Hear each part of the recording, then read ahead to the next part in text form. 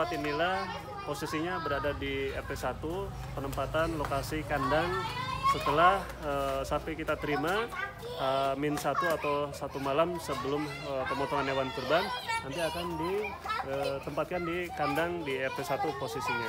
Nah, setelah ini pas di hari H ketika memulai dari proses pemotongan, sapi akan dituntun dari kandang ini menuju ke tempat lokasi pemotongan. Yuk kita ke sana. Nah, setelah sapi dituntun dari kandang menuju ke tempat pemotongan, dari sana kemudian masuk ke area pemotongan yang sebelumnya masuk ke tempat perobohan.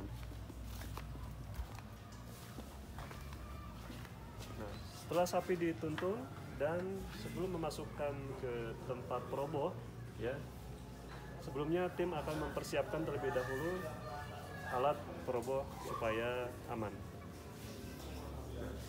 Setelah sapi masuk ke tempat alat peroboh, kemudian kita melakukan pengikatan mulai dari bagian per bagian agar proses perobohan sapi aman dan tetap menggunakan standar keselamatan.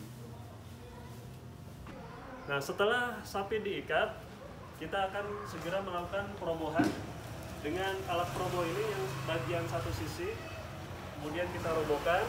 Nah, setelah dirobohkan, kemudian kita geser menuju ala tempat pemotongan dengan posisi kepala sapi berada di sini, dan kita mulai pemotongan penyembelihan hewan kurban.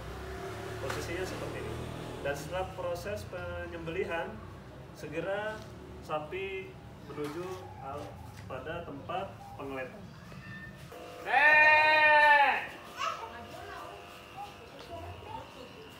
Dan disinilah dari sapi setelah dipotong disembelih akan memulai proses pengeletan, dan di lokasi inilah untuk proses pengeletan sapi, dan terus begitu. Baik, setelah proses pengeletan kulit sapi selesai, kemudian kita melakukan pemotongan bagian per bagian. Misal dari potongan kaki paha nanti akan kita gantungkan di sepanjang area untuk pencacahan daging atau pelepasan daging dari setiap bagian sapi dengan menggunakan alat hook ini di setiap gantungan yang sudah disediakan.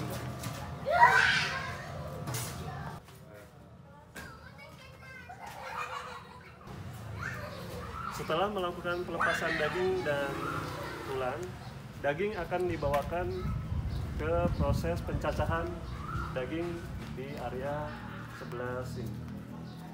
Nanti akan dibantu oleh para panitia dan relawan untuk proses pencacahan daging dan kemudian lanjut ke proses penimbangan. Setelah proses pencacahan daging, kemudian kita melanjutkan proses penimbangan. Posisinya di sebelah sini.